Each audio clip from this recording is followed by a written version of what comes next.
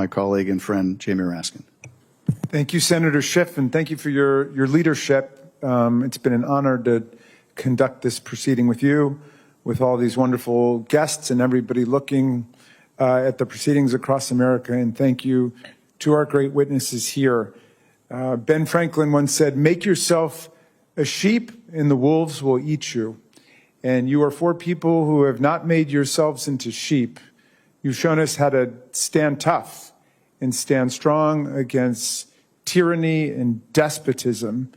And you and all of my colleagues here are speaking today in the spirit of our Constitution.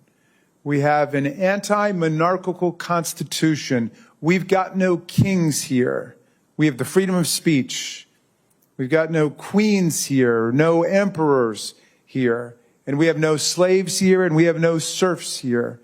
Just people, citizens, all of us together, standing equally under the Equal Protection Clause. We have an anti-monarchical Constitution. It forbids titles of nobility. It was so important to the framers. Congress cannot award or recognize titles of nobility. We've got an anti-cruelty Constitution.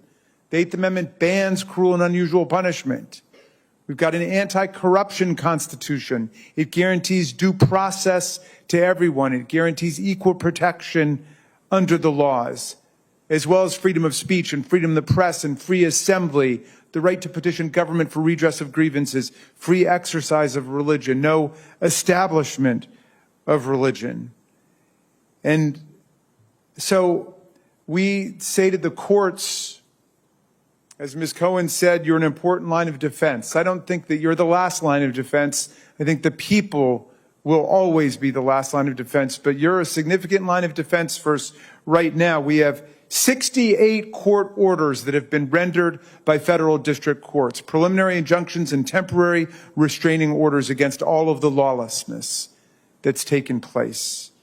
And we hope that the U.S. Supreme Court, which we know Donald Trump bragged about having packed and stacked in order to overthrow Roe versus Wade and get the Dobbs decision. We know that the court may be in a different posture on some of these things, but we ask all of the justices to live their oaths of office to uphold the Constitution and the rule of law. I ask them, I ask everybody in Congress, I ask everybody in the country to go back and read the steel seizure case from 1952, where President Truman ordered the seizure of the steel mills in the middle of a war, in the middle of the Korean War. He said it was a national security crisis and we couldn't afford to have a strike and a standoff between the unions and the management. And so he just ordered that all of the steel mills be seized. And the Supreme Court came back with a remarkable decision saying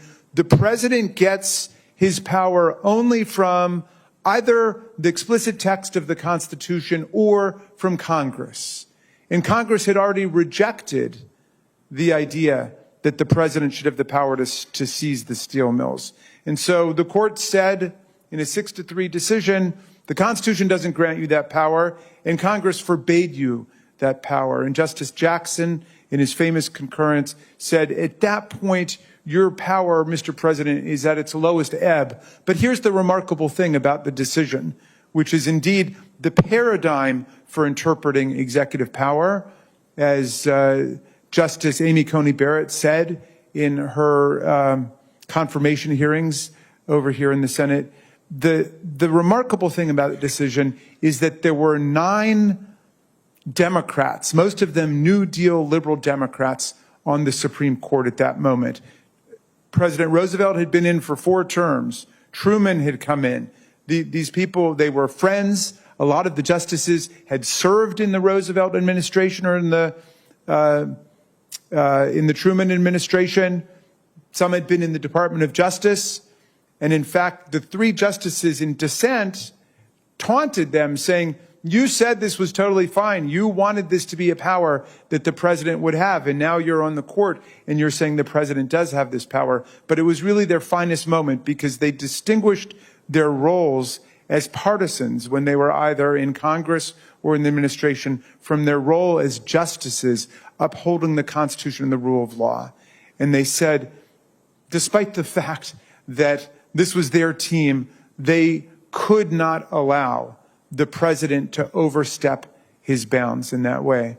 And after the case was rendered, Justice Jackson was so nervous that President Truman would never speak to him again, that he had a dinner party with all the justices, and he invited President Truman to come over there, and there was a round of toasts, and Truman said to Justice Jackson, well, I don't know if I like your law that much, but this is a hell of a good bourbon you're serving us tonight. So we hope that the justices will live up to their titles. They're the only jurists in the federal system who get the title of justice.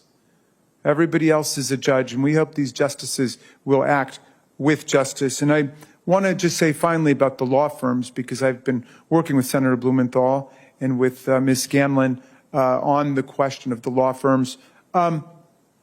There is no safety in appeasement. There just is no safety in appeasement.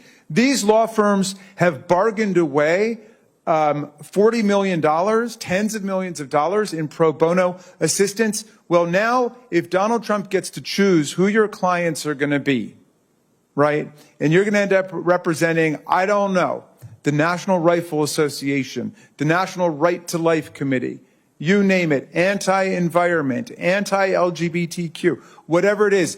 Now, not only are you going to have to put the resources of your firm into these causes on behalf of a president who just shook your firm down, but you're not going to be able to take any of the clients on the other side, because that's a conflict now.